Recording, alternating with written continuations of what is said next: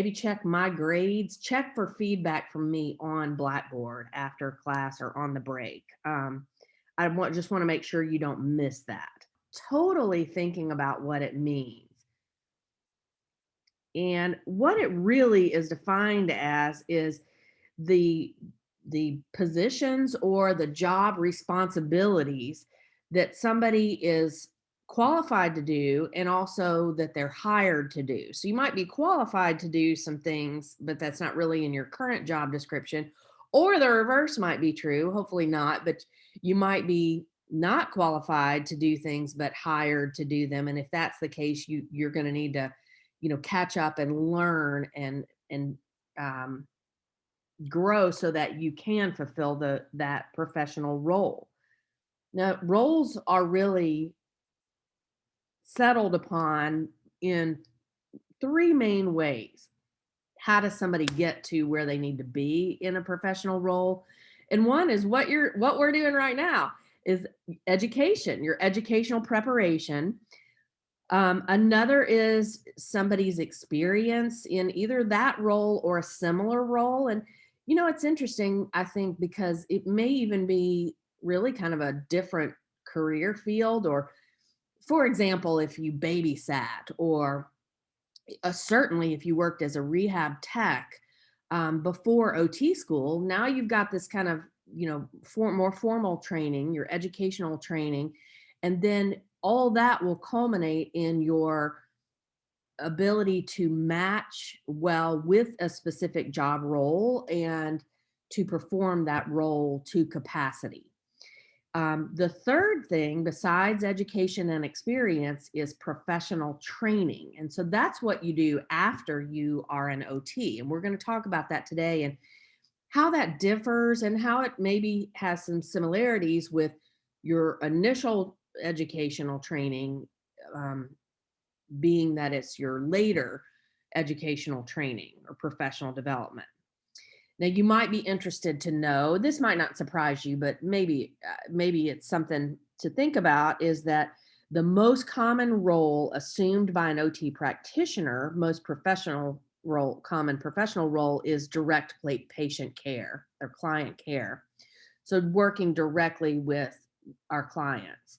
But that probably doesn't surprise you, but what might. That's not the only role of an OT practitioner. Even within, even if you were hired, say at Encompass, and you are a rehab OT working, with people with all kind of longer term injuries, you still are going to have professional roles besides just working with clients. And we're going to talk about that today. Some of those things. You can also make a note to look at page 59, table 7.1, and it lists those roles. So some of those, besides clinician or practitioner, because that's kind of obvious. You also might be a fieldwork educator. You actually, I didn't say this last week, but you actually will be qualified to take on level 1 students even as a new grad. You yourself as a new practitioner can take on level 2 students who will be with you for 12 weeks at a time after you have a year of experience. And we do encourage you all to do that because research has shown, and I'll second this from my personal experience, having a student with you when you're a practitioner helps you learn.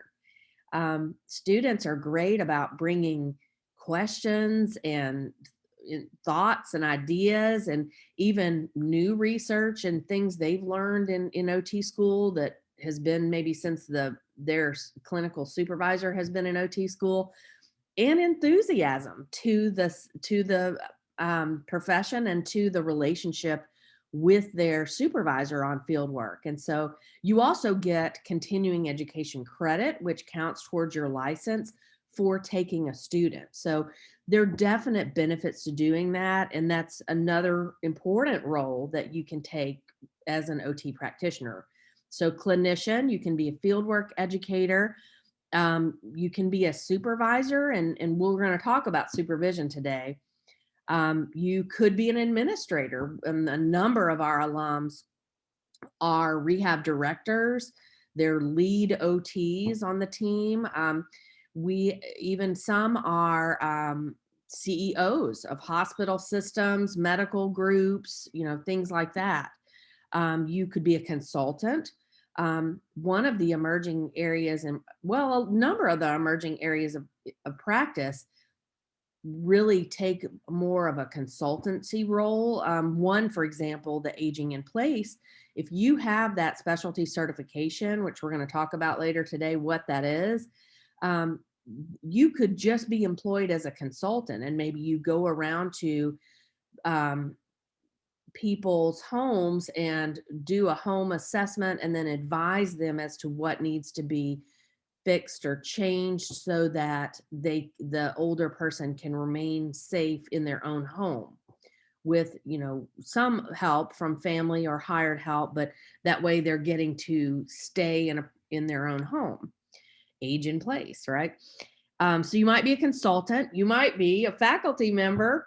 Never say never on that. I surveyed one time informally. I asked them at lunch, our faculty who thought they might be an OT educator, and only 2 people said when they were OT students, they thought they might be an OT educator. The rest of us, you guys, if you attended the SOTA lunch session with Dr. Barney the other day, last week, you probably heard she and I talking, saying, I mean, I was her student, and I remember never would have thought I would want to be an OT educator.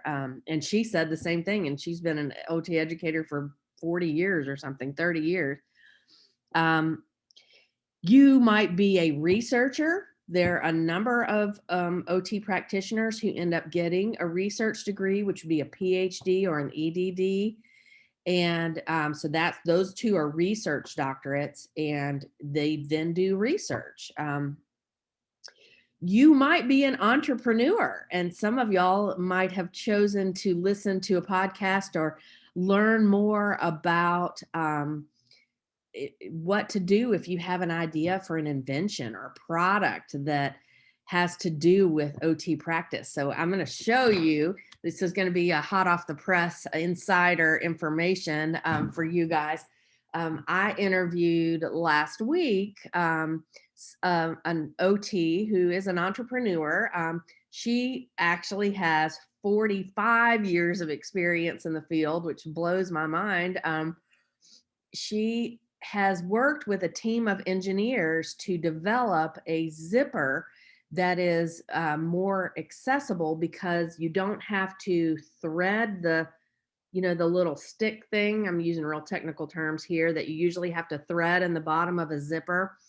That's really hard for people that have fine motor skills and visual challenges. So somebody with arthritis, somebody certainly with any kind of a spinal cord injury, even just mobility challenges, like, if they need to look at it, like maybe their sensation isn't real good, so they might have peripheral neuropathy from diabetes. I know some of y'all are really interested in that. So their sensation in their hands isn't great. They might not be able to do that first part of the zipper just by touch, like most of us do it. So they might need to look at it. But then if they have maybe arthritis in their neck, or just decreased range of motion, that from deconditioning, they can't bend and look down. So here is this entrepreneur owns this company called Ink Gear, and here is her product. Let me demonstrate it. She sent me a jacket, and so I could show you guys. Here's the zipper. So it's just a normal looking zipper, but let me try to get a close up of this here. So the zipper part has magnets in it, and all you have to do is put those together like that, and then you can zip it. So you don't have to thread it in. Isn't that cool? So they have a partnership with a couple of athletic companies, athletic gear companies. I told them they should get one with Nike and do something here, and then we could work with them. But it's really cool. So I'm going to release that podcast in about a month, that episode. So more people will hear about it. And I hope to support her in her work because she said it's really just getting off the ground. But how cool is that? So she's an entrepreneur, and she said she just noticed that there was a need for that, and then started just messing around with materials. And I think one of her sons, or I can't remember, somebody she knew was an engineer, and she started working with them. Yeah, Nike has a new shoe design, and this OT that I interviewed is in talks with Tommy Hilfiger, because they have an adaptive clothing line. I actually tried to get somebody from there on my podcast. They didn't respond to that's the only person I've ever asked to be on the podcast, and they didn't say yes. So I'm working on it. Tommy Hilfiger, I'm coming for him. So you might be an entrepreneur, and that's could be a professional role. And the other thing is, you might not have already thought about is, I said fieldwork educator. I also said, faculty member. So you might be an educator of OT students like I am now, but you definitely will be, as part of your practitioner role, an educator. So that's something a lot of people don't think about. And I bet when you guys did your body outline from the crime scene that I had you do, you might not have put educator in there, but think about it. It is important. You're going to be communicating on a daily basis with clients, caregivers, community members, definitely other members of the rehab team. And we're going to talk about that today. So you are going to have to be good, or at least decent, at interviewing. I'm sorry, where did that come from? At educating them about what OT is, your elevator speech, and what you need them to do to help you help your client. So those are a lot of professional roles. Now, also take note of this. It is very possible and probable even that one OT is going to be in more than one role at the same time. So like I just said, for one thing, you'll be a clinician, and you'll also be an educator. You might also be a fieldwork educator, so have, or supervising like an OT tech. So you're not just going to do one thing, patient care, client care. You're going to do multiple things at once. And in a way, to me, in my experience, that's one of the things that keeps the job interesting and makes it's never the same day twice, which I think is something that maybe draws a lot of us to the profession. So I say all this not as like, oh, there's all these things you have to do, but there's so many things you can do and that you get to do. And that's all part of your educational process, both in OT school and when you continue your education on as an OT practitioner. Any questions or comments about that, you guys? I don't want to just talk your ear off and not ask for input.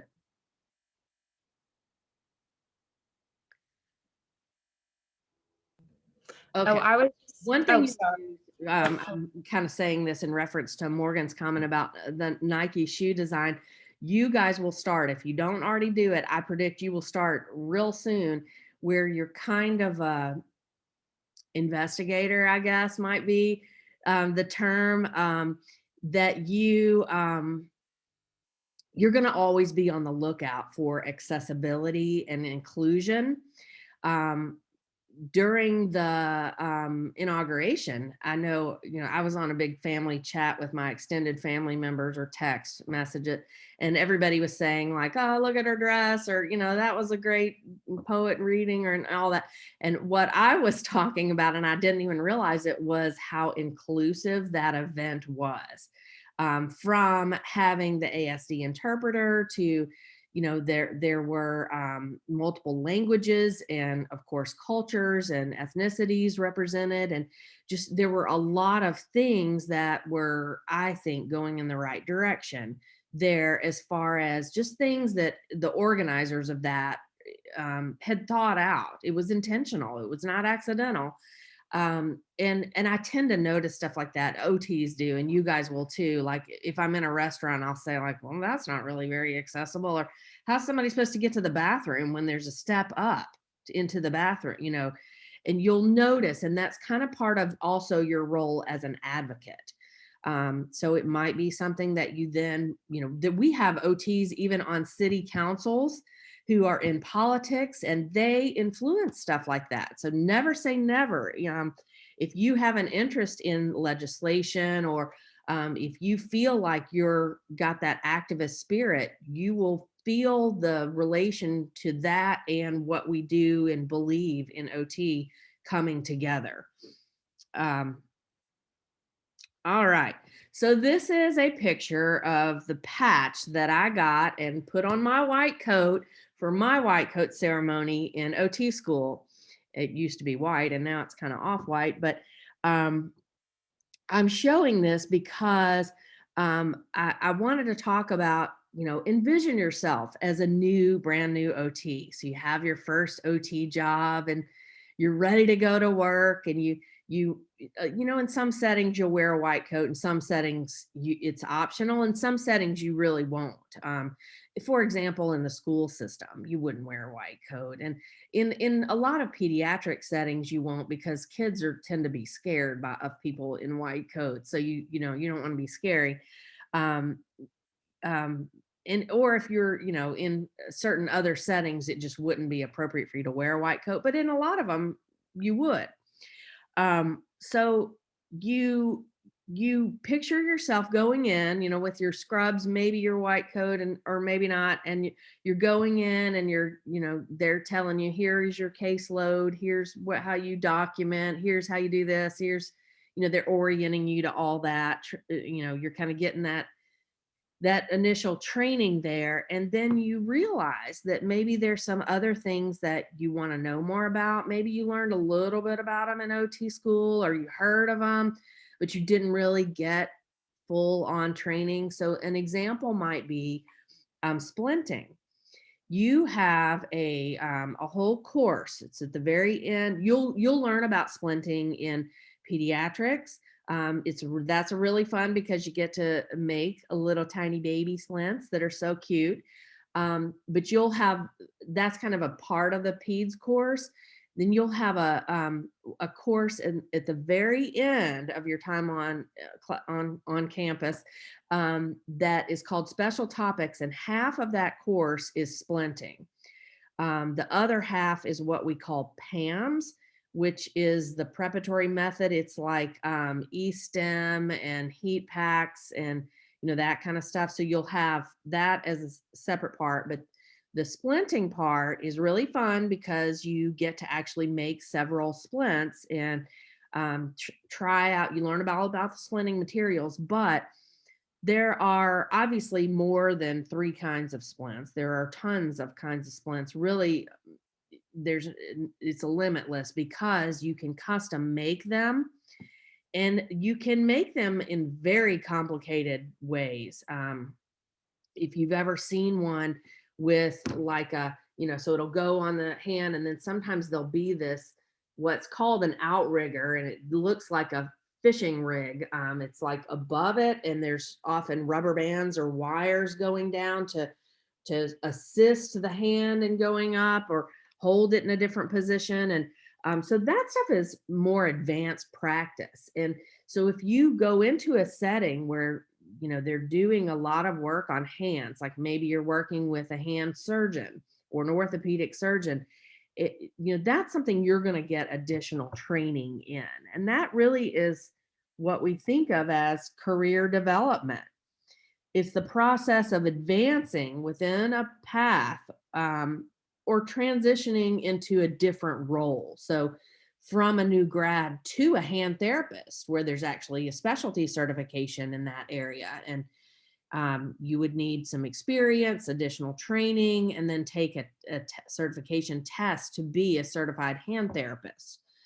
So once you are getting that additional experience and training after OT school, because remember, you graduate as an entry-level professional, you can move up in your career in a vertical way. So that would be like, picture this. Usually I draw this on the chalkboard, but I'll just kind of do it in the air now. So the vertical way would be like if you go from, entry level OT to um, to lead OT on a team to maybe rehab director on a team. So you're moving your way up within an organization. A lateral movement would be moving from one setting to another. So there are cases when people might start off working in maybe an adult rehab clinic, or maybe you get a job in acute care at Regional One, and then you decide, like, I love working with people with MS, so I'm going to get a job where that's the majority of what I do. And so you would maybe move to a different company or setting and get some more training in that so that you're qualified. So that's, you might move vertically or you might move laterally. Most OTs probably do some of each. But you're developing within your entry level role. You're continuing to learn and grow. And so you're advancing from that entry level professional to a more what we might think of as mature level. And here's a graphic for that to kind of demonstrate it better than my hand was just doing. So you'll start at as an entry level. Every single OT who graduates, whether they have an entry level OTD or a master's in OT, you are all an entry level practitioners. We've even had some physical therapist assistants, some PTAs come through. So they already have been working in the PT field and they decide they want to be OT. So they come through OT school. They still start as entry level OT practitioners. Then after a few years, you get some experience under your belt, you take some additional training, you kind of figure out in what exact area you want that to be. You get some clinical time under your belt, then you are an intermediate level. So students always ask me when I say this, well, how many years, how long is it going to be before I can, get off that entry level square and move to the intermediate level? And I'm going to say it depends. It depends on your own initiative to get that extra training. It depends on, just a lot of things, what exactly you're doing. If you only see one kind of patient all day long, then it's probably going to take you longer to move into a, little more of a mature role. So, but in general, that's like anywhere from 3 to 5 years. So a few years in the books, and then you would be an intermediate level. You'd be ready for some more responsibility, and absolutely want to have fieldwork students, and maybe start presenting at the state conference level, or get back in touch with somebody here and get on a research team, something like that. And then once you've been on the field a little longer, more in the 8 to 10 year range, you would maybe be considered an advanced level practitioner. And a lot of people in that category will have specialty certifications. We're going to talk about that today. I've kind of mentioned it a little bit, but we're going to talk about it more. So that's kind of what your career progression is going to look like. So let's stop there and play a Kahoot. I want to make sure y'all are warmed up. I'm kind of hyped up today. I want y'all to be too. All right. So let me stop sharing that. Everybody get ready for the Kahoot. And here we go. The number is 8371535.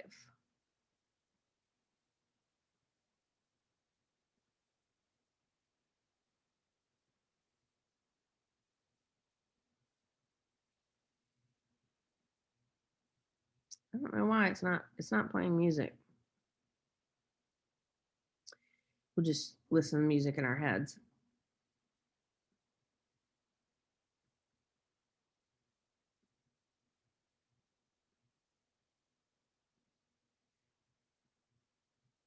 Okay, here we go.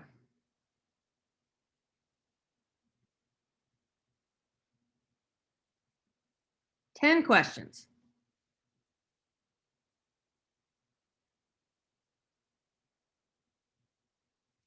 What emerging practice area helps older adults remain at home safely with minimal support?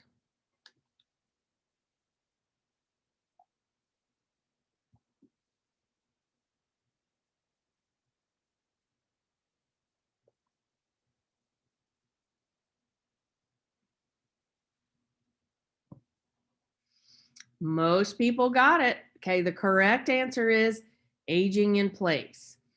So the key words are older adults and remain at home.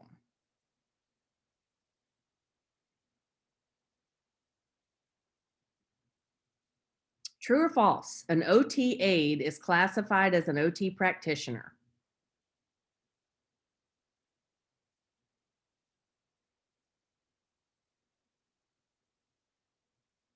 Okay.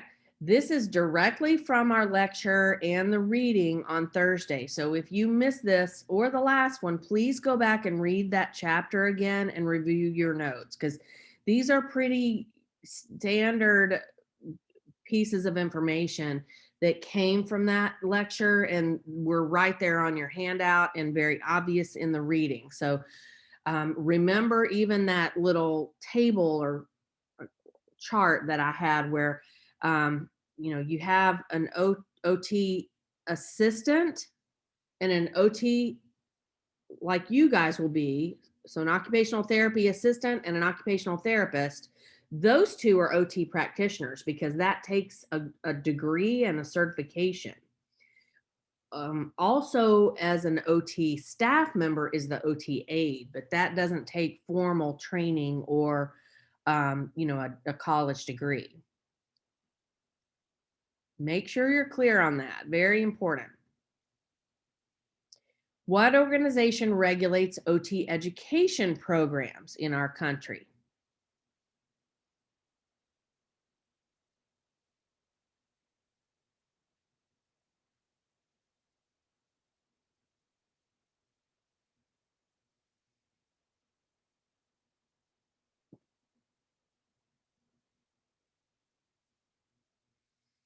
It is ACOTE, the Accreditation Council of Occupational Therapy Education.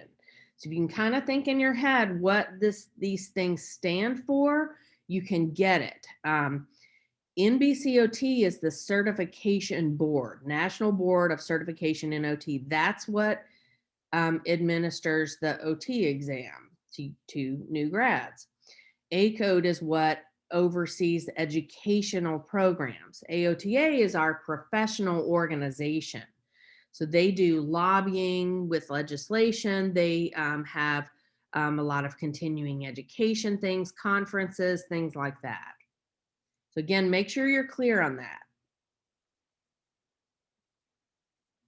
True or false? Level 2 field work for OT students requires full-time clinical work over 24 weeks.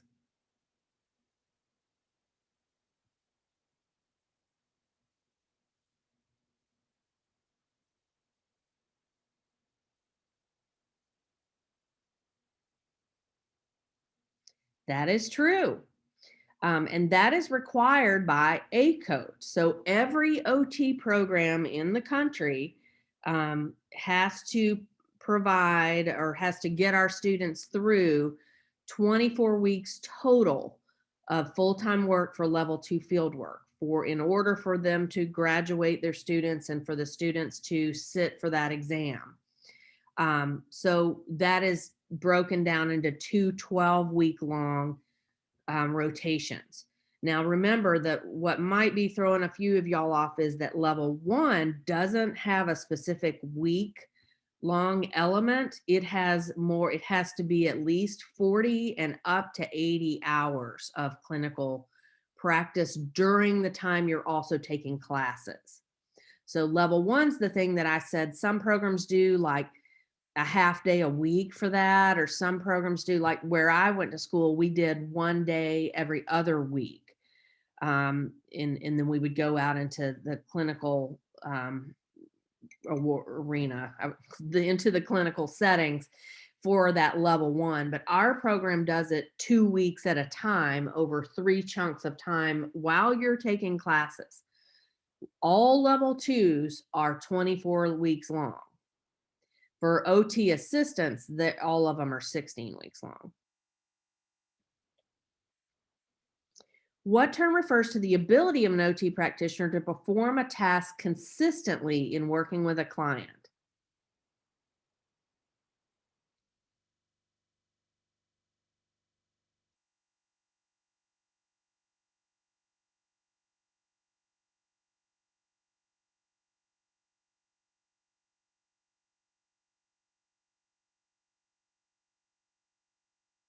All right, most people got it. Good. This is straight from the reading. We are going to talk about this a little bit more today. Now, accreditation is only with education programs.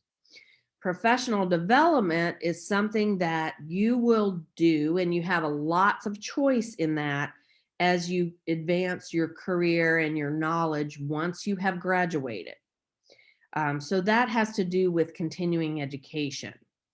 Career development is what I was talking about, that you might have a vertical or a lateral move. It's when you are learning more about the specific role, so that you can advance to a different but related role. Service competency, and this is the definition from in your book.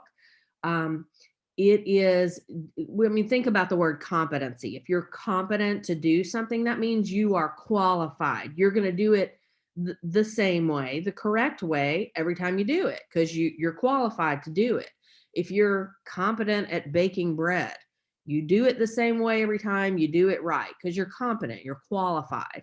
And within the profession, if you are qualified to safely transfer a patient who can't move themselves from one place to another, if you are qualified to work with a child with autism that has behavioral problems, you have that service competency, and you're going to do it the same way every time, certain aspects of it, because you know how to do it correctly.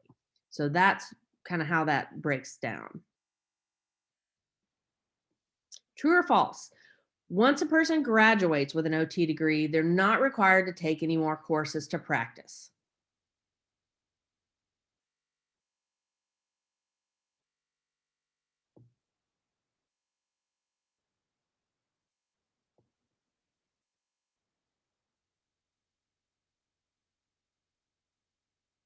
Okay, that is false, because every OT practitioner has to continue taking courses. You have to do something for continuing education. You might go to conferences, so you will continue taking classes and getting training, and you have to do that to keep your certification and to keep your state license.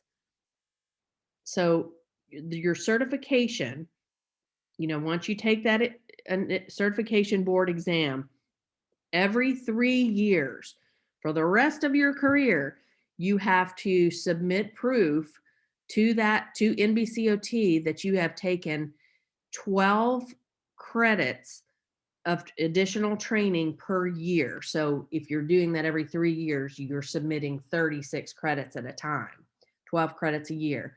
Now, states have sometimes different requirements, but in Tennessee, they make the math for us pretty easy, because the licensure has to be renewed for an OT practitioner every other year, so every 2 years.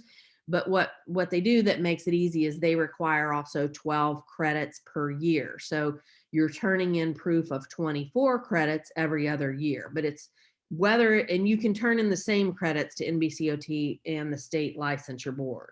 So if you graduate and go on to work as an OT in Tennessee, you have to have 12 credits a year of continuing education. So you absolutely do and are required to have to keep taking courses. Which organization administers the certification exam?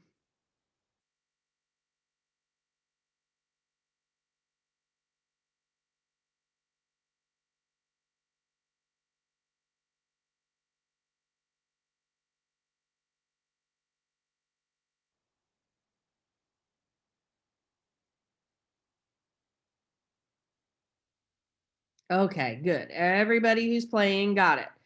Now, what if I asked you this question? What if you had those same choices and I asked you, what was the original name of the organization that administered the certification exam for OT practitioners? What was the original name for that? Think in your head if you can identify which one would it be? It was originally AOTCB, the American Occupational Therapy Certification Board. In fact, when I took the certification exam, that was the company, the organization that did that. So know that historically it started out like a lot of things in our profession with a slightly different name. And then kind of for political reasons, the certification board wanted to separate itself from AOTA. So it went from AOTCB to NBCOT, a different agency.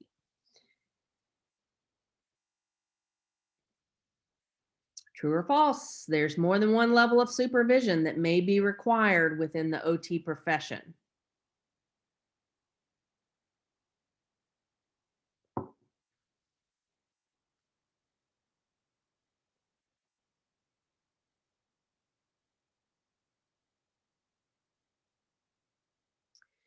Okay, that is true. It's in your reading for today. And we are going to talk about in the second half of this class session, we're going to talk about what those levels are.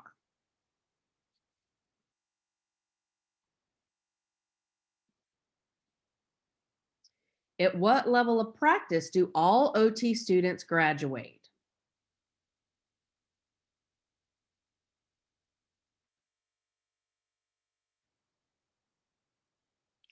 You guys picked up the breadcrumbs I was dropping earlier. Very nice. Last one. True or false? There are two types of doctoral degrees in OT, or in other words, there are two types of OTDs.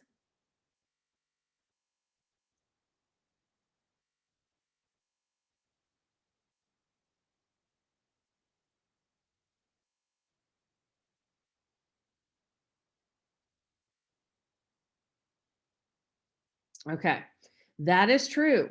I think I said this 100 times probably in the Thursday's class last week.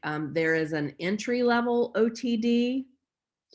There is an advanced or a post professional OTD. So remember, I said, if somebody's not been an OT yet, so they're coming in just like you guys did, they are learning how to be an OT practitioner. That's the entry level OTD.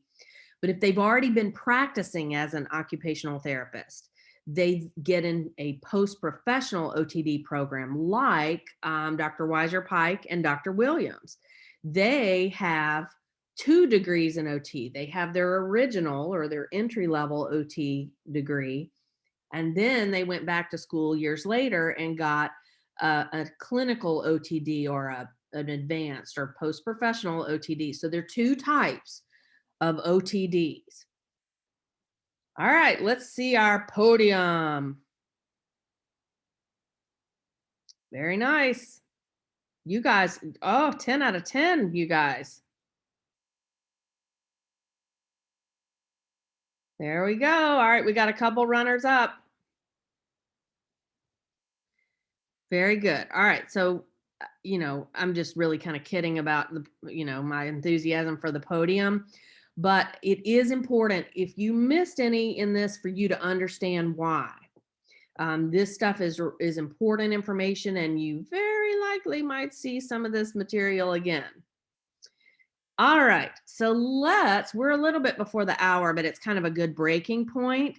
Let's take a 5-minute break. I have 10:46, so let's come back at 10:51 in case you need to refill your coffee or stretch or whatever.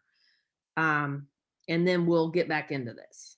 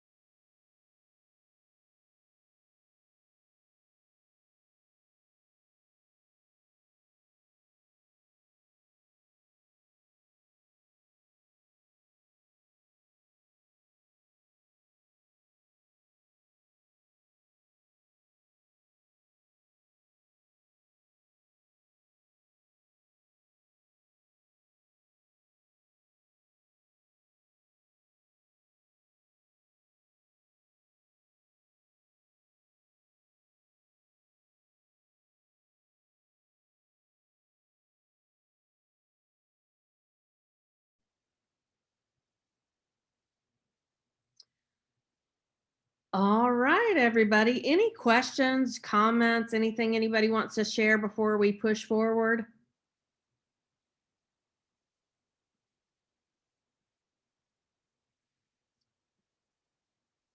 Okay.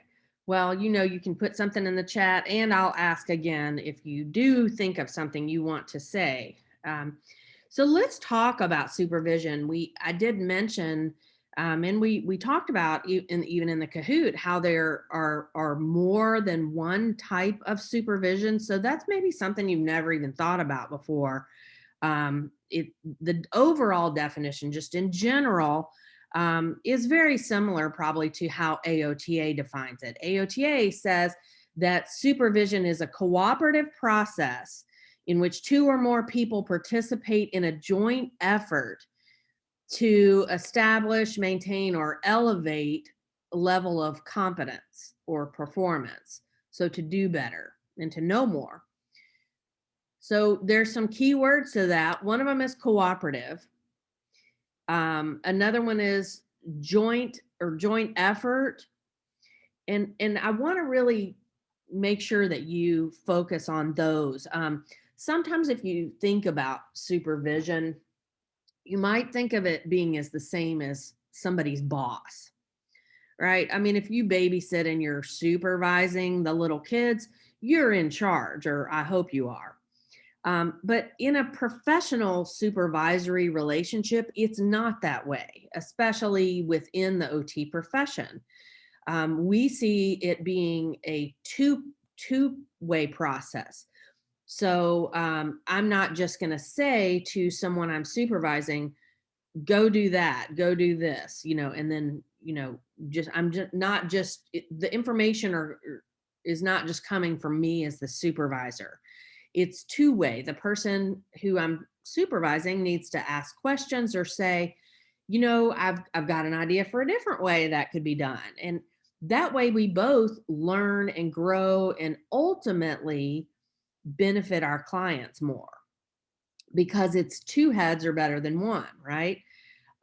So it's based on a mutual understanding of each other's level of competence, kind of our strengths and weaknesses. If I start working as the OT at maybe a skilled nursing facility, and there are a couple of OT assistants working there, um, I need to talk to them about what their level of experience is. What do they like doing most on the job? What do they not like doing most? What additional training and learning have they done since they graduated from school? And they need to know that same stuff about me. And that way it's a collaborative partnership, not just a one-way supervisory, where I'm just telling them what to do and I'm not taking in information as much as I'm putting it out. So the purpose of supervision is, number one, to foster growth and development. Um, Again, both sides of are learning and hoping to do better. So the other thing is to another reason for supervision is to promote the best use of the resources. So if we look at what one person is best at and what another person is best at, we'll probably see some differences there. And if we put people in the right key roles and on the right duties, we can get things done more efficiently and more effectively. So let's picture this in a non-OT situation. Let's say a small group of us are going to have a garage sale, and we're pulling stuff out. We have a big garage full of stuff at my house. So I don't know a lot about antiques. Um, so I probably am not going to be the best person to value if we have any older, maybe more antique furniture. Maybe one of you guys that are helping out and you do know about that. And so you can really step up in that role, even though maybe it's my garage sale and I'm in charge. Maybe there's somebody else who's really artistic and can make signs for us and post those around, whereas that would not probably be me. I'm not really good at that. Maybe somebody's good at, checking people out fast. They are handling the money. So maybe somebody who's been a bookkeeper or had an office in their sorority or fraternity or some other organization where they were the treasurer. So we put them in the right place and see how the whole machine of that is going to work better because we're all in the right role. Even if one person is a supervisor and the other people are kind of the supervisees or the team members there. So it's also to encourage creativity. There'll be a lot of days on the job as an OT where you're really kind of struggling to think of something new to do. Maybe you work in an outpatient adult clinic and you see lots and lots and lots of people after they have had hip replacement surgery or knee replacement surgery. So you kind of got, the surgical protocol, what exercises and activities really are helpful and are evidence-based for this population. But you want to make them client-centered. You want to have that clinical carrot. You want to make it motivating for people. You're not going to bring them in and have them do leg lifts or, lift kettlebells or, bags of sand. That's not what we do in OT. You want to connect the dots with what motivates and is important to that person's occupations and roles. So it helps to have somebody else to kind of bounce ideas back and forth, to keep up that creativity. It really is all to best benefit our clients. So here are the different types of supervision. These are some of them. There are going to be some more, but I'll tell you the most common in our profession is the occupational therapist, occupational therapy assistant. So OT and OTA, that supervisory relationship is very common. Not in all settings, but in a lot. The OT practitioner. So again, when I say practitioner, that can be an OT or an OTA. So the OT practitioner and an OT aide or a rehab tech. Some of you guys might have already been in that supervisory relationship where you were the tech. And another one that happens a lot is the OT practitioner and an OT student. So that would be another one. And a fourth one, and then I'll stop with this, is you might be an OT practitioner, but you might have a rehab director or, somebody who is over you vertically in that company or at that facility. So those are some different supervisory models or types of supervision. And there's another way we break that down too that we'll talk about in just a minute. So so we know from last week's talks that an OT assistant or an OTA has to have at least an associate's degree in OT. I mentioned this last week, but I'll say it again. They might have a bachelor's or even a master's degree in a different field. Usually if those people do, they'll go to OT school, not OTA school, but it could happen. But the catch is their OT degree is either an associate's or a bachelor's in OT. Their OT school has to be accredited by ACOT. They have to do all their coursework and do their field work. And then they have to sit for and pass the certification exam. It is different from the certification exam you guys will pass. So the focus of their work as OTAs is client treatment. That's a lot of what they do. Now let's look at the OT aide. I have to enunciate that because they sort of sound alike, OTA, OT aide. You have to have a high school degree. The programs, if there's any training, it's usually from within the facility or the company where they're working, and there's not like a OT aide school. So it's on the job training. They don't sit for the certification exam. There's no, certain test like that that's across the board for OT aides, and what they are doing is supporting the OT practitioners. So there's some specific guidelines in the state practice acts in each state as to what that aide or tech can and can't do. In many states, the tech, if they are doing direct client care, they must be within the line of sight of their supervising OT practitioner. Sometimes that varies, and they can do non-client care like transporting or setup or cleanup for a session. They can do that without somebody around that's a practitioner for supervision. Um, all right, so here are some different types.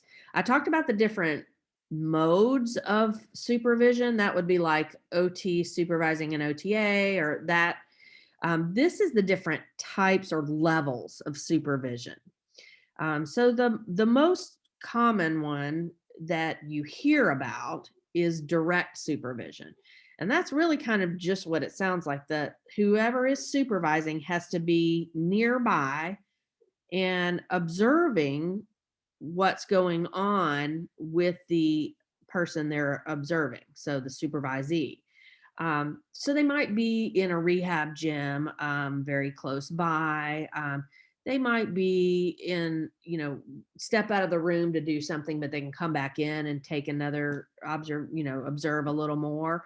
This is what the type of supervision that's required for OT students early in their clinical rotations. Um, so when they're just first starting to have that patient or client interaction. It also is what's required in most states for OT aides um, who are when they are doing patient or client care. They need to be in direct supervision of the OT practitioner for safety. Okay, a little bit less supervision is close supervision, and that's when just at least once a day there has to be direct observation and contact between the person who's being supervised and the supervisor.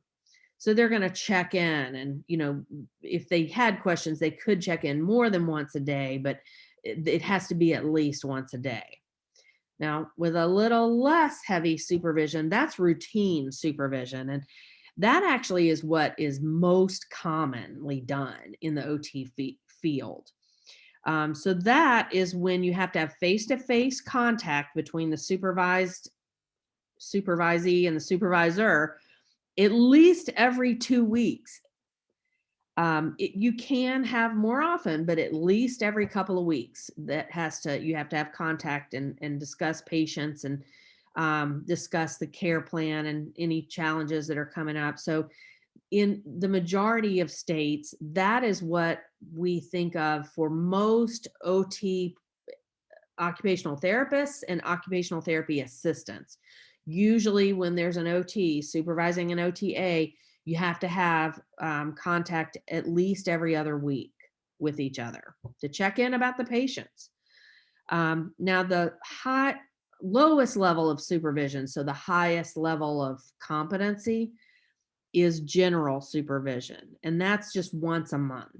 That's the same thing as routine, but it's once a month. So direct is almost all the time. Close is once a day. Routine is once every other week. General is once a month. And so one thing that it depends on is to which of these categories you're needing to do is somebody's education, right? Are they an OT aide or an OTA or an OT?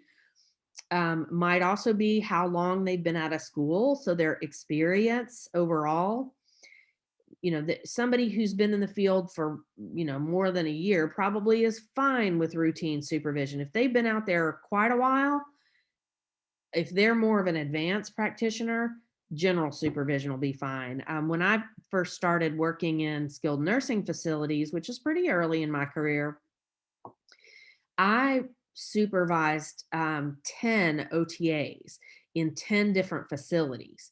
And so every 2 weeks, I would So like the first Monday of a 2-week rotation, I'd go to facility one, I'd work alongside that OTA. We would talk about any, new admissions, or if somebody had not wasn't making good progress, we'd problem solve and kind of try to figure out what to do. Then I'd also do any new evaluations that were there. Now, then the next day I would do the same thing with a different OTA in a different facility, and it would repeat every day for 2 weeks, and then it would start over. So that allowed us to use our resources in the best way. And in between, if there were any problems or questions, the OTAs would just call me. In this day and age, they would just text you or email you, so that you could, have more contact if needed. Um, so it might depend on your level of experience. It might depend on the level of education. It also has to do with the complexity of the cases that you're seeing, or so some facilities and areas of practice don't really use OTAs because things are just more complicated, like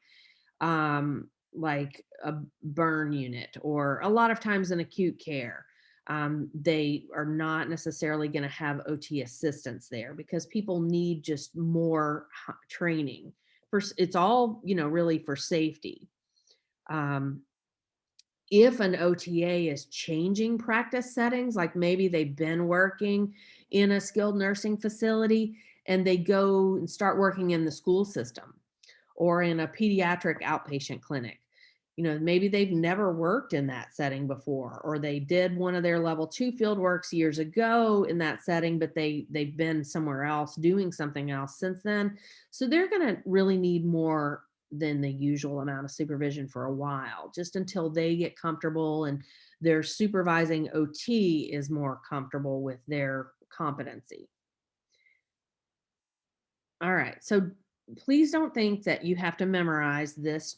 What I want you to do is to just take a glance at these are many of the responsibilities, just daily or weekly, that OT practitioners are responsible for. And so look at the right-hand column and you'll see what is more of an OT job and more of an OTA job. So notice, let's look at the OT column first. Um, they're not contributing to the screening and evaluation process. They're actually in charge of it. So that's why that box isn't colored in. The other box that isn't colored in that column is to contribute to changing or adapting the intervention. They are going to collaborate with the OTA, but they're in charge of making those decisions.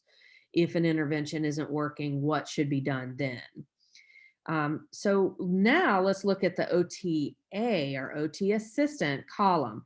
Look, they can do and are qualified or competent to do almost all the OT things. Here's some different things that typically an OTA would not be considered qualified to do.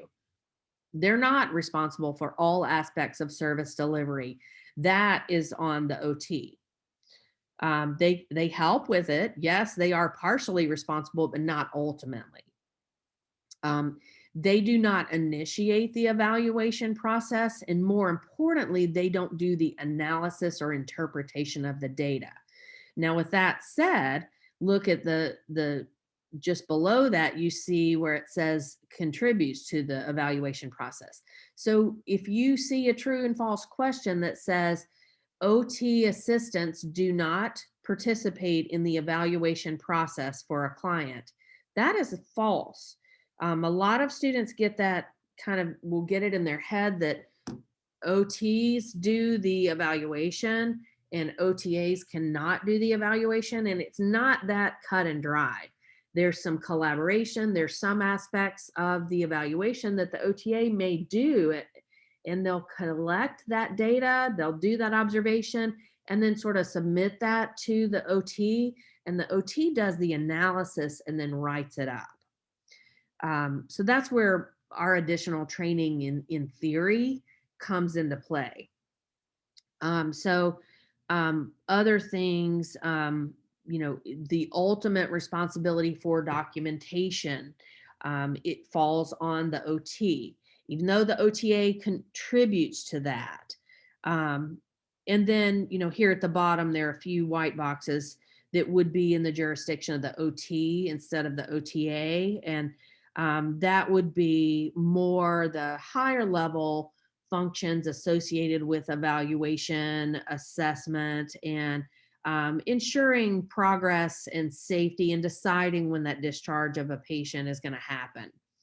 So an OTA really contributes and has a hand in all parts of the OT process, from taking a client in to working with them to, ending our time with them, but they are not sort of the chief in charge there. That would be the OT practitioner's job. Supervision. Now, supervision is determined by the state licensure board. What exact amount or model of supervision is required between two people in the OT field? There's some consistency between states, but if you move to a new state, or even if once you get past your certification exam and you're getting licensed in Tennessee, and if you're going to practice here, you're going to want to go to that state practice act and read it. It's usually not that long. I mean, you can read it. I always print it out, highlight it, look at it, and pay attention to what are those supervision requirements and anything else it's talking about, because it's really gonna talk to you about the qualifications that are needed to do different things in our field, and it's also going to talk about service competency. So what is service competency? It is the determination that two people are going to perform the same thing the same way. So think of it really as the word like consistency and qualification. If your service competency is, based on your education, your experience, the additional training you get after graduation, and it makes it where you're doing the same thing in a consistent way. And then, if another OT practitioner comes in, they're also doing it that way, because we're all consistent and we're competent there. So the other thing you will find in that State Practice Act is the scope of practice. And so what is that? I've mentioned that term a few times to you guys, and I want to make sure to drill down to that exact definition. The scope of practice are the procedures, the actions, and the processes that a healthcare practitioner is permitted or allowed to take under their license. So it's all the things that we are qualified to do in our profession. There's a scope of practice for PT. There's a scope of practice for speech pathology. There's a scope of practice for dental hygiene there, and so on. And so certainly that is in your State Practice Act. That's something I think even OT practitioners sometimes forget. And they might get a little confused on and think, oh, that comes from AOTA or NBCOT, and it doesn't. It comes from your State Practice Act, that scope of practice. And that's where you'll find specific information about supervision and service competency in that scope of practice in your State Practice Act.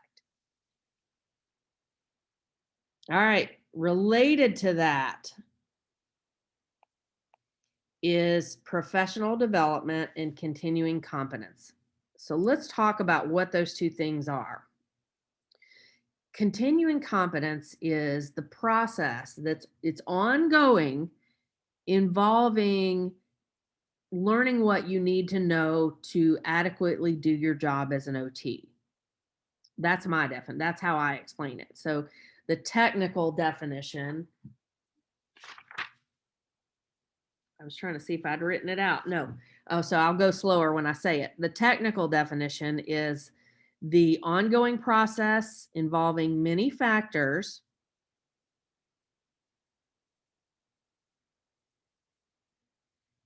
to facilitate development of knowledge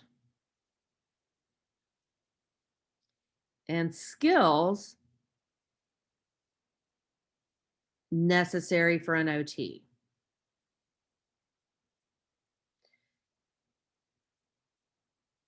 So think about how you would explain that in your own words, and that'll help you really kind of solidify it. Like I say it as it's the ongoing process of learning what you need to know to do your job as an OT. You got to keep on learning. And related to that is the term professional development. Now, professional development is they're very closely related, but it's defined as strategically organizing and managing the extension of your knowledge as an OT.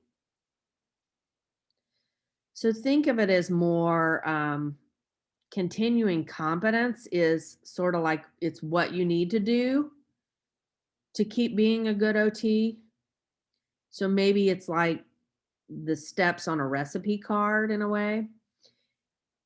Professional development, on the other hand, is actually doing that. It's being the chef, if we're going with that metaphor. So it's you are much more actively involved, I guess, in the professional development. You can think, okay, so I know the basis of what I need to do. Okay, I'll give you an example. If you are an OT working, let's say um, in a pediatric outpatient clinic. Okay, so your continuing competence, what you're qualified to do, you keep learning about this stuff, so you stay updated. Um, that's that's your continuing competence. So that's going to be things like, do you know how to administer the latest version of the assessments that are done in that clinic? Do you know how to help the children you work with be safe on any and all equipment in that facility? Do you know how to, do evaluations and interview people and supervise anybody you might be and educate the families? And, sometimes there'll be something new that comes out that you have to keep up with.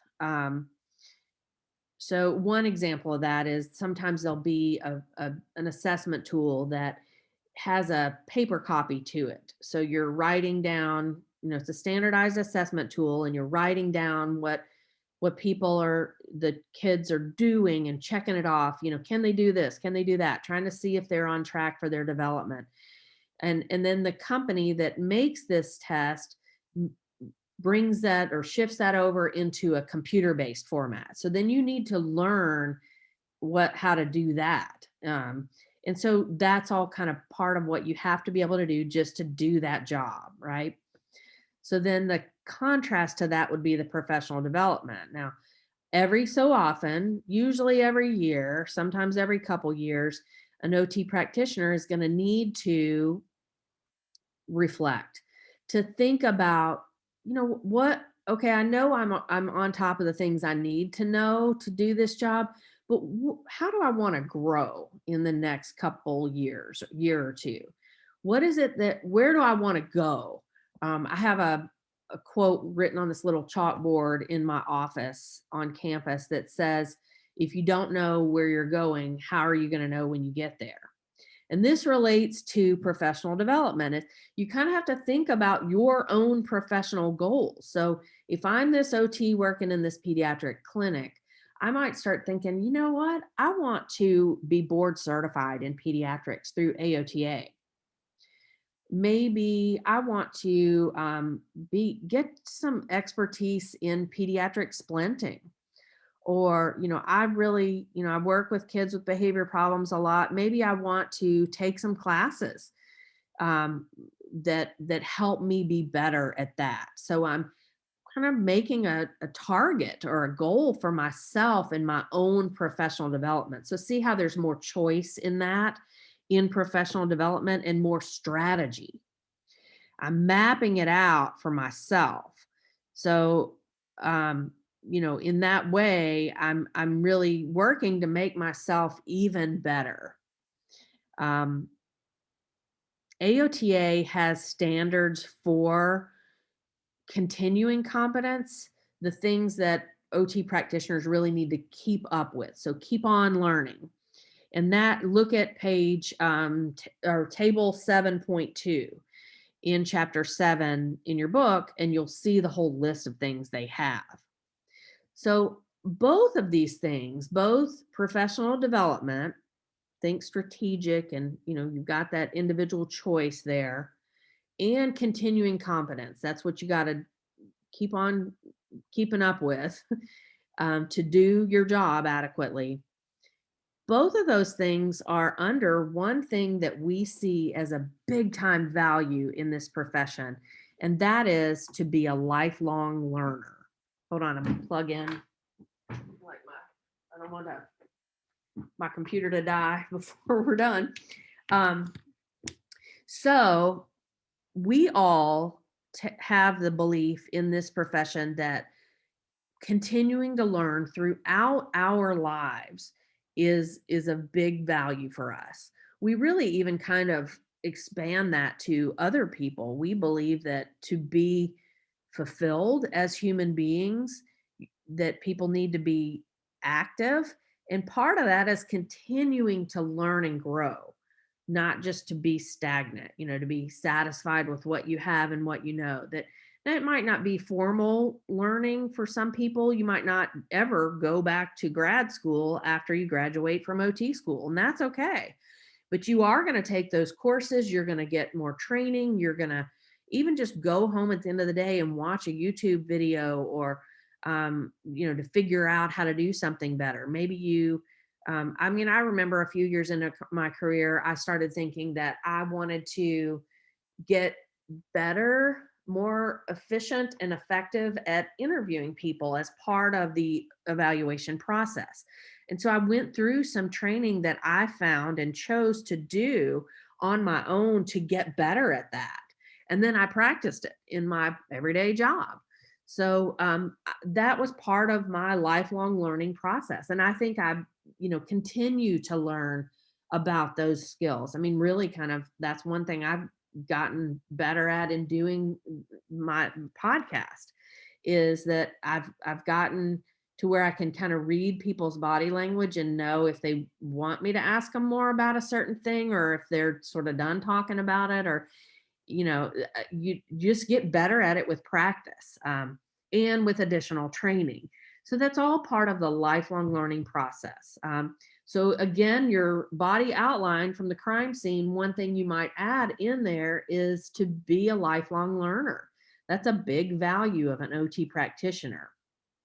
And the reason it's considered an essential component of an OT practitioner's career, the reason our licensure board and NBCOT require us to keep up with that professional development, is because things change.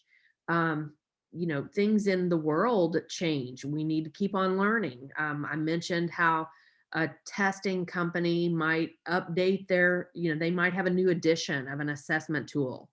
There is going to be new research out there that we need to keep up with. There are going to be things in society that are going on.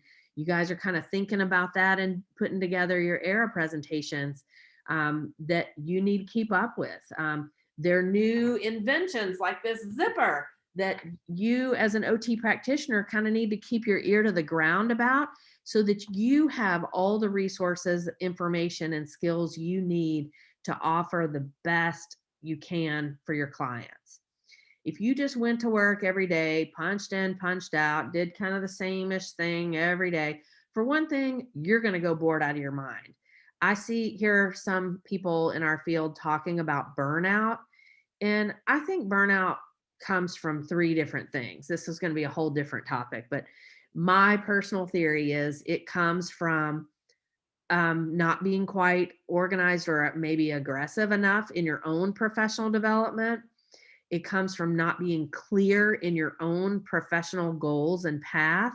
And it comes from maybe committing, maybe in your personal life as well as possibly your professional life. So those things are necessary, and lifelong learning is part of all of that. But we have to, and ethically, we should continue to learn and develop ourselves professionally to be effective and hopefully even outstanding OT practitioners. So I mentioned this a few minutes ago, so I'm going to kind of fly through it. I got ahead of myself like I do sometimes. Let's make sure that you're clear on what the requirements are to keep practicing as an OT practitioner. So here you are, you finish your level 2 field work, you walk across a graduation stage, you sit for that certification exam, you pass it, you get your score, you apply for licensure in whatever state you're going to live in, and you're all a full-fledged OT practitioner. You're still entry level, but you're ready to go to work, with really technically no supervision. You might get some help, and you'll get that orientation where you're starting work, but then you're ready to go and you will be ready. So then what happens? What's next? I talk about this lifelong learning and professional development and continuing competence. What's next? So here's the answer. A couple of years, so 2 years after you are originally licensed, you will need to turn in most cases, and definitely in Tennessee, 24 credits, proof of that. So if you go to a conference, if you go to a course, you'll usually get a certificate. It might be digital or some kind of written proof that you completed something. And you're going to turn that in, and you need 12 credits worth. So one thing in the state of Tennessee, and the majority of states have this in place, is as part of those 24 credits that you have to turn in every 2 years, you have to, at least one of those hours has to be spent learning more about ethics, and at least one of them has to be learning about what's called jurisprudence, or the rules in our profession. That goes back to like the scope of practice. And at least one of them has to be suicide prevention. No, sorry, at least two of those hours every 2 years. So if you stay connected with our program, which I hope you do, we offer that for our alums and also for members of TNOTA. Professor Flick and I actually teach the ethics and jurisprudence course. We do it online now, but we like to have it where it's also available on campus. And it's really fun because a lot of our alums will come back, and we get, we sit in that same OT classroom, and we kind of update them on what's going on in the program. And then it's a 2-hour thing, one weeknight. And then you get your certificate, and you're good to go for that licensure for the next 2 years. Same with the suicide prevention. We have a mental health practitioner come in and provide that 2-hour training, and then you're good to go for 2 years with your license. Now for NBCOT, you also have to keep renewing that. That is done every 3 years. So it kind of, sometimes you're doing those two things the same year. Sometimes you're doing them you're alternating. Anyway, you have to keep up with it. They'll email you to remind you, but you really need to keep up with it to make sure. So NBCOT requires also 12 credits a year, but since it's over 3 years, they require 36 every renewal cycle. So when I say state licensure, think 24 credits every 2 years. When I say NBCOT certification renewal, think 36 every 3 years. So 24 in 2 and 36 in 3. So it all, it evens out to be the best. The same. You just want to make sure you do 12 a year. If you go to one conference, you can typically get all 12 of those hours. It's not quite as hard as it might sound like it is. You just, again, you have to be strategic in it, or what happens is you'll get like a notice, like this is due in a week, and you're like, oh no, I still have 6 of those to do. And, I didn't do my ethics and jurisprudence. So now I'm really scrambling to find something that's available in the next week, or you're going to be in trouble. You might be put on probation. You might, they might give an extension. It just depends. Um, yes, yes. Anna Claire's got the 24 can count towards the 36. So if you just take 12 a year, if you have 12 credits a year, you can use that for both of them. So you don't have to add them together. They're concurrent, in other words. Does that make sense, everybody? If you come back and take from Professor Flick and me the E and J, we call it Ethics and Jurisprudence course. We do that every fall. So that'd be 2 hours. You can count that for NBCOT, and you can count it for your state licensure. Okay, types of healthcare teams. This is in your reading for today. First, I want to, though, get you guys to brainstorm what other professions or types of professionals have you seen or heard about OTs working with? So one example would be physical therapists. Can you put in the chat for me if you can think of at least one, just everybody think of one other besides PT, what other kind of professional might you work with? Yeah. Yeah, good. I'm seeing some variety there. Okay, definitely a speech pathologist. Sometimes we just say speech therapist, or sometimes SLP, or speech language pathologist, all the same thing. Absolutely, OTs work with them. Behavior therapist, Reagan, yes. And Jenny, you said that. So yes, we do that, especially in the school system. They can be, very good partners. The schools, Mackenzie put schools, so teachers, teacher assistants, principals, other school staff, yes. Nursing, yes. And I will tell you, so my very first job was on the long-term neuro unit at Le Bonheur. So kids that came in with spinal cord injuries, head injuries, different things like that were not going to be a short recovery. They would come to this floor, and there was one OT and one PT we saw those kids when we worked with them every day usually for months. So we got to know them and their families really well. And there were some, a group of nurses that were assigned to that floor, and we got tight with the nurses. And I'll tell you a number of things that I learned. I didn't learn in OT school. I learned from that nursing staff. Here's an example: how to change the sheets on a bed of a patient who can't really move themselves. Maybe they're very new or early on in the recovery process after a spinal cord injury or a brain injury.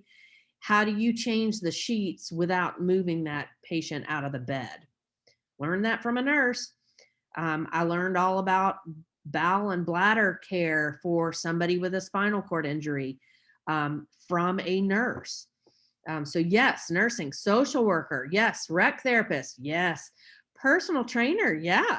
That definitely does happen, but maybe not as often. I have never worked with a personal trainer. Some OTs do, and you may see that out there. Definitely a registered dietitian, yes. Again, a behavior specialist or a behavior analyst, or BCBA is if they have a certification in that. Neurologist, yes. Physicians, yes. Mental health coach, that may be, I haven't heard of that. Maybe a counselor, that may be. Now, OTs have a lot of mental health training. You will have 2 full courses about mental health. And so we could even work as a mental health coach there. So those are some different professionals that we might be on teams with. They're different kinds of teams, though. You can see that here on this slide. So let's talk about what these teams are. A multidisciplinary team is when people from different disciplines, or they might be different professions altogether, work together in the same setting and with the same patients, but each of them are kind of working on their own thing. So, I told you about my first job at Le Bonheur. So I was more in charge of the the fine motor skills, the self-care, the visual perceptual skills of those kids on that neuro floor. And the PT did more ambulation and strengthening and balance. We did co-treat together sometimes. We would work at the same time with the same client or patient, but our focus was different. She had her focus and I had mine. So that was more of a multidisciplinary team. And again, that could be across professions. So it might be, okay, I was talking about this OT that I interviewed that made this zipper. And I said she worked with a team of engineers. So that was a multidisciplinary team that actually went across professions from engineering to OT or somebody in healthcare. So they each kind of had their own focus. How's it going to work? How can we make it affordable for people? That kind of thing. And you can see where you get a lot of benefit from each other's knowledge. So one thing that another engineering related team that I'm on is something you guys might have heard of called Go Baby Go. I'll tell you more about this later on. The project is on hold right now, but we're trying to get it permission to get it going again. This is a national initiative that OTs, PTs, sometimes other people in other professions like maybe special education, and engineers work together to adapt or modify those little ride-on cars so that young children with disabilities can operate them and have independent mobility and socialize. And you can see where that it helps them play and interact with their buddies and that kind of thing. So we have that here at UT. The OT and PT department have it together. And we partner with the engineering program at Christian Brothers. And so we evaluate the kids, my specialty is assistive technology. So I've got all, 50 different kinds of switches that I'll try out with different kids to see if they can operate those. And we then talk to the engineers about how can we need the back of the seat to be higher, and I need maybe this is a kid that can't operate a foot pedal.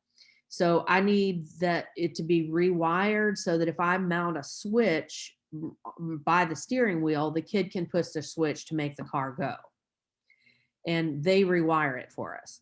It's really fun because we do things like cut PVC pipe and make a headrest or railings for the kid, or we'll take out the steering wheel and just put in a joystick for a child that can't do that. So that's a multidisciplinary team that we are working with those engineers and with the PTs. If hopefully when we get that started again, you guys will have an opportunity to volunteer and help out with that. It's really fun. So moving on to a transdisciplinary team. This is one you might not have heard this term before, but think about trans means across or cross, moving from one to the other, right? Like transfer or transportation. So this team involves members who cross over professional boundaries. They kind of blur those lines by sharing their roles. So an example of that might be at a seating clinic, a wheelchair clinic.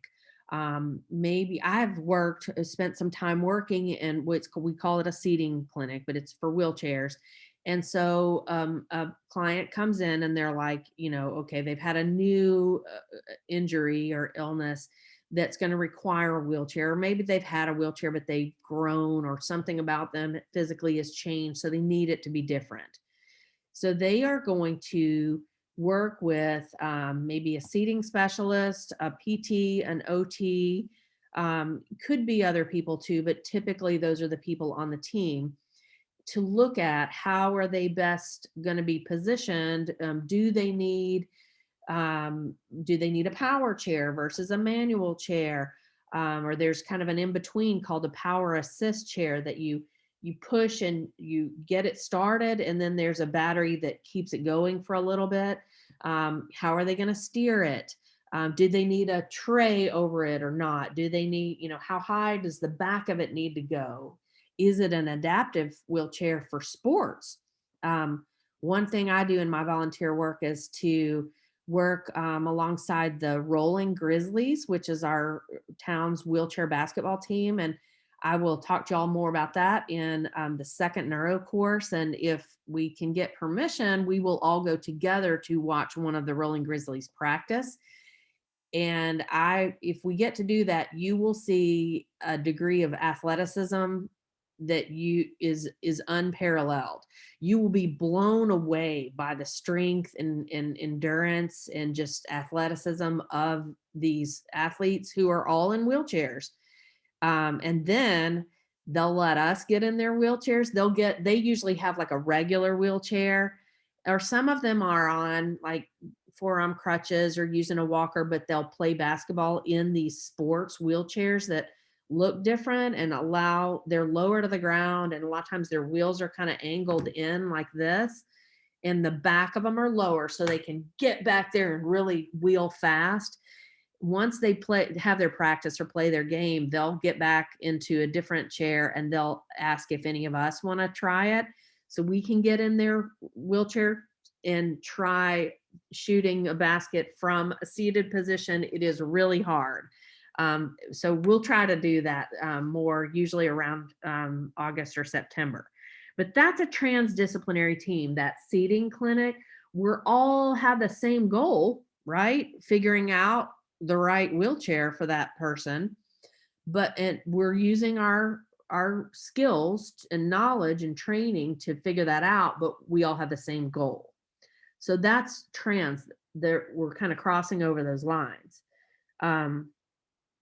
Now, interdisciplinary is related to that, but it involves people from different professions that are working together in the same setting, and we're very much cooperating with what we do. So that might be like a feeding intervention team, where there might be an OT who has specialty training in feeding and a speech therapist who does.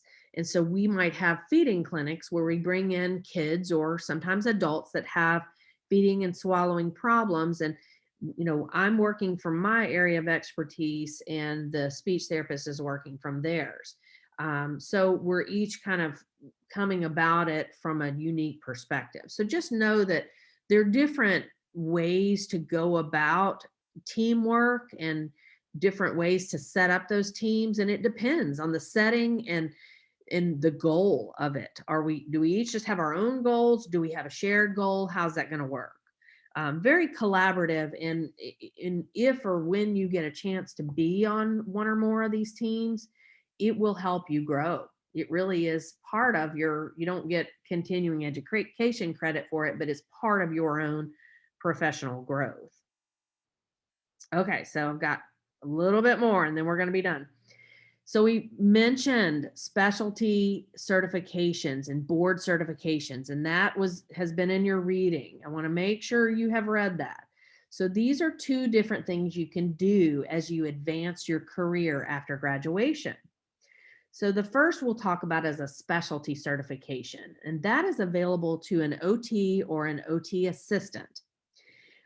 It's offered in areas like driving. Some of y'all chose to listen to that podcast. Maybe environmental modification. So when you're being more of a consultant, feeding. One that you will learn a good bit about in OT school is low vision. So that could be for children or adults or older adults. And actually, Dr. Weiser Pike not only has a specialty certification in low vision, but she was one of the very first OTs to get that. And she, in fact, volunteered for AOTA to develop that specialty certification process. So somebody to get a specialty certification has to have at least 3 years of experience working in that area.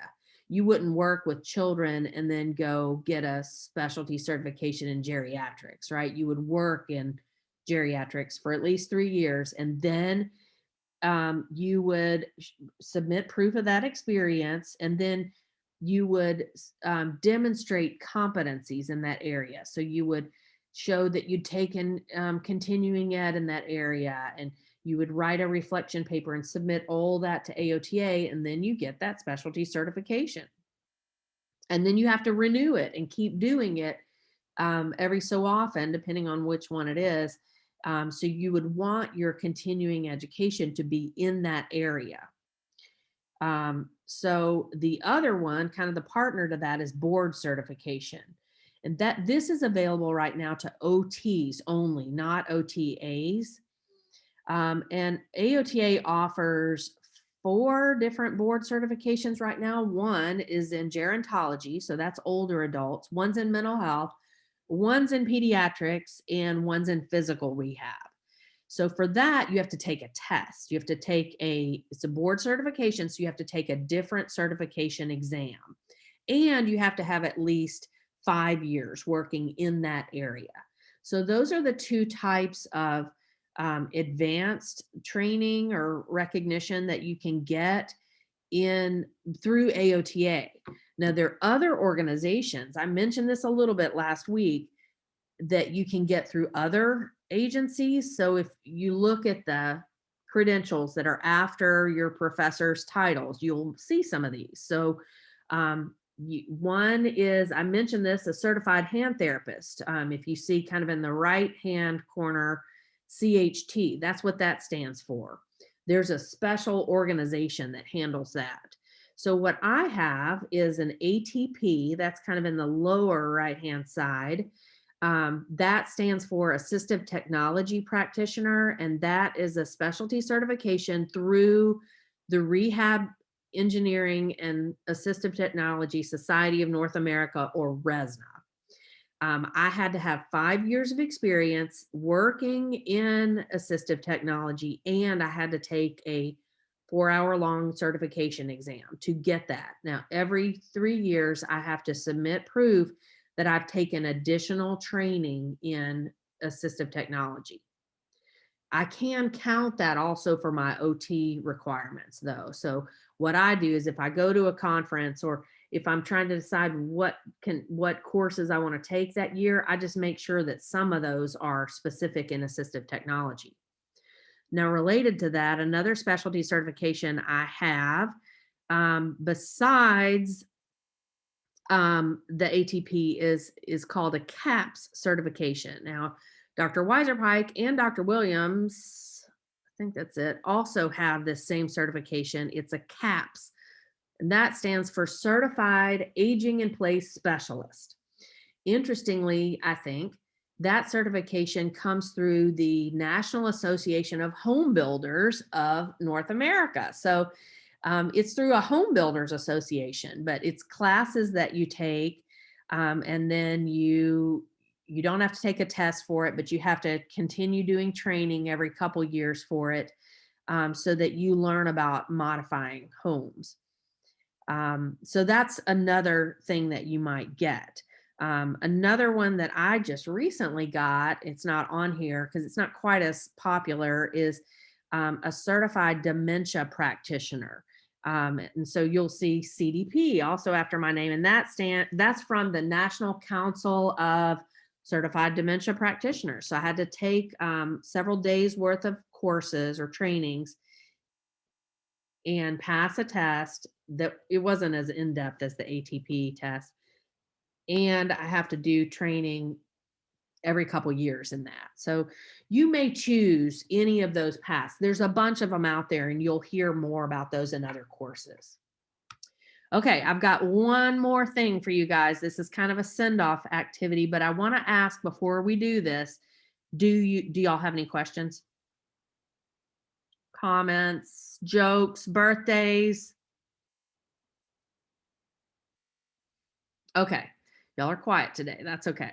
So I am going to actually post this on, I'm trying to get out of my PowerPoint. There we go. I'm going to post this on Blackboard so you can just look at it at your leisure. But I would like for you to do this, and I hopefully today, definitely before the next class. I want you um, to do something that's called a glyph. Have y'all heard that term before? If you have, you probably heard it in elementary school. So what I did was I took that activity and modified it for our purposes. A glyph is a visual representation of something that is individually done so that it conveys some kind of information to us. So hold on, let me get to it. Our glyph is going to be about leadership and your own views. So if you look and see, one of our learning goals for today is to reflect on part of your own views on leadership. So let me attach it. There you go, glyph. Okay. So you should be able to actually download it as a Word document. You may have to refresh it. Yeah, showing up now on today's course content. So here's what it looks like. And there's step-by-step directions that that you need to follow to go through this. You can draw it on the, print this out and draw it on the back or draw it on any piece of paper, but you're going to follow these instructions, and you'll come up with a drawing or like a cartoon character person. But each aspect of that drawing is going to represent your perspective or views about different things related to leadership. So we're going to save these, and then I'm going to have you do this again at the very end of the program and compare them. So I'm going to ask you to submit this late before third or just before our class session on Thursday. And then the other thing I have to tell you is that there is a 50-minute video that I want you to watch before class on Thursday. It is posted in that course content folder. It's already available for you for session 9. That we have a guest speaker, Dr. Kiesling, who is going to give a very inspiring, informative talk about the history of disability. And he has asked that before you come to class, for you to watch this documentary. It is 50 minutes. It's called Suffer the Little Children. And I want to make sure to call to your attention. There are some somewhat graphic portrayals of abuse and neglect in this video from a time in history, when people with, say, Down syndrome or autism were just put in an institution. And you're going to see some of that in that. So Dr. Kiesling said, try to be in a good headspace when you are watching this. And if you feel like it's too much for you, I will leave that up to you to, your judgment to skip it. You just will get a whole lot more out of the lecture if you have watched it. If there's some parts that you just don't really want to watch, you can fast forward through that. It's a video on YouTube. So that's all I have for you guys today. So before Thursday's class, watch that video and do this glyph exercise, and then we'll be all squared away. I do know Noah Cassidy. In fact, he's with an engineer with the Go Baby Go project. He plays golf with my brother-in-law. So it's kind of a funny connection. Okay, so that's all I have for you guys today. Have a good rest of the day, and I will see you on Thursday. Thank you. Quick question, See y'all Dr. soon. Lee.